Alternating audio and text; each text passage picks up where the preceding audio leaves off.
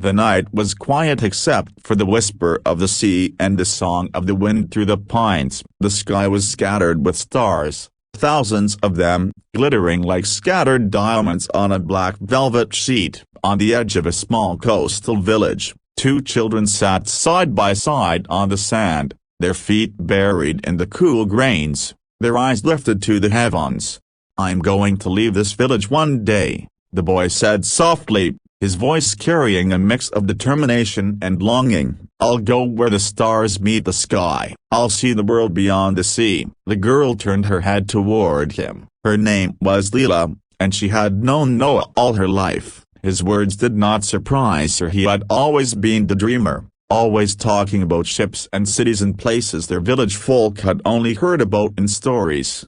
"And when you do," she asked quietly, "will you come back?" He didn't answer at once. Instead, he looked up at the stars, then down at the bracelet of woven shells she had made for him. He tied it around his wrist and smiled faintly. "I promise," he said, "when I find the place where the stars fall into the sea, I'll come back for you." Leela smiled too, though a shadow passed through her heart. She didn't know if such a place existed, but she wanted to believe him. They both looked up, and she whispered, "Then I'll wait, no matter how long it takes." That night, under the watch of the stars and the gentle sea breeze, a promise was made, one that would shape both of their lives. Years passed. The boy became a man, and the sea carried him far from the village. Noah joined a merchant ship at 17, his dreams burning like the sun. He sent letters to Leela, stories of the ports he visited,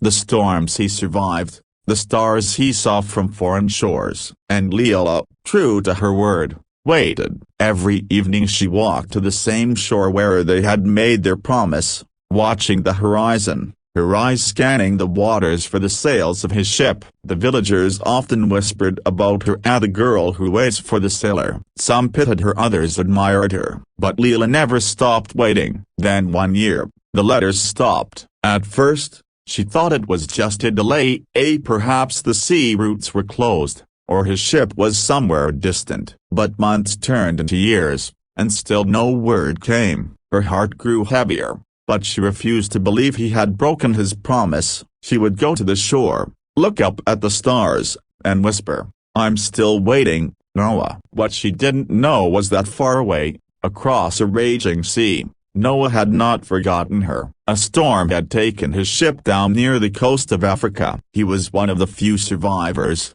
stranded in a land far from home. He worked on ships and docks, trying to earn passage back, but fate was cruel. Every time he found a way, the tides turned against him. Wars broke out, ships were sunk, and years bled into decades. But through it all, he carried the shell bracelet around his wrist, though it was cracked and worn. Each night, when the stars appeared, he remembered that night on the beach, her face, and the promise he had made. 20 years passed. Leela was no longer a girl. The years had painted her hair with streaks of silver and softened her voice, but her eyes still held the same quiet hope. She still walked to the shore, even when her knees ached and the villagers called her foolish. To her, the stars were messengers, carrying her silent prayers across the sea. One evening, as she stood by the water's edge, she saw something unusual, a flicker of light far in the distance. It wasn't the star or the moon's reflection, it was a lantern,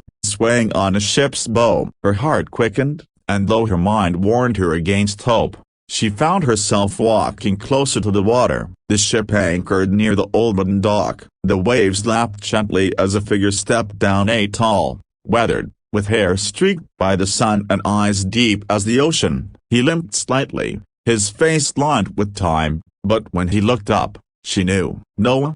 she whispered, the word trembling on her lips. He smiled, that same boyish smile, though it now carried the weight of a lifetime. "I told you I'd come back," he said, his voice breaking. "It just took me longer than I thought." Tears filled her eyes as she walked toward him. "You kept your promise." He lifted his wrist, and there it was, the faded shell bracelet. "A promise made under the stars can't be broken," he said softly. They stood there in silence, the years between them melting away. The sea whispered around them, the same as it had that night long ago. Noah told her everything about the shipwreck, the years of wandering, the endless nights looking at the same stars they had once shared. And Leela told him of her waiting at the letters, the silence, the faith that had never faded. As they sat on the shore, the moonlight bathing them in silver, she leaned against him, her head on his shoulder. "Do you remember what you said?"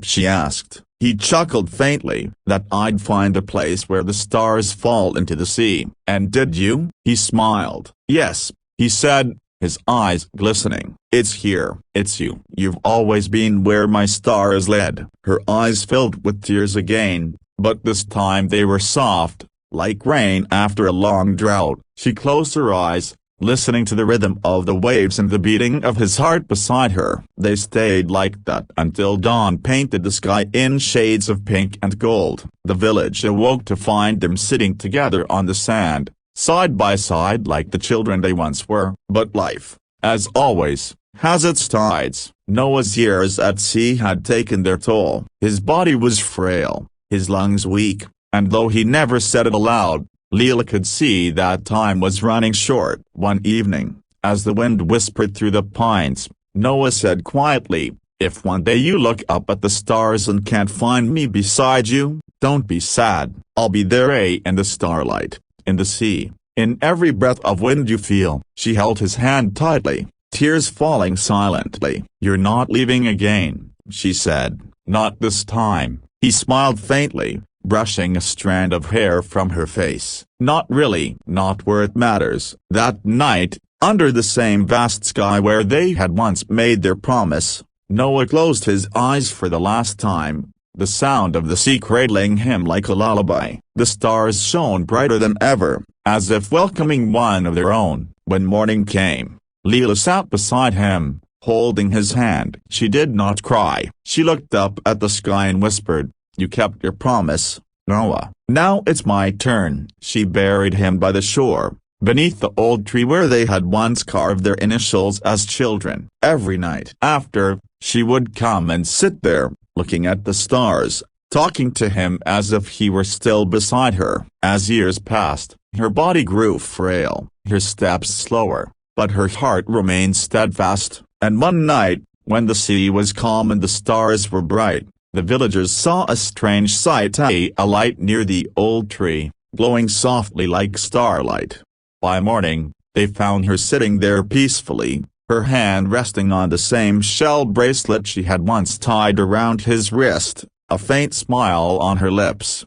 They buried her beside him, and from that day on, the villagers said that if you stood by the shore at night, you could see two lights glowing side by side beneath the stars, one golden, one silver ray, like two souls finally at peace. Generations later, the story of Noah and Leela became a legend in the village, as the tale of a promise made under the stars, of love that neither time nor distance could erase. Fishermen would look to the night sky before setting sail, whispering a prayer to the lovers who had found eternity in the sea and sky. Lovers would visit the old shore to make their own promises beneath the same stars, believing that those who kept their word would be blessed by the spirits of Noah and Leela.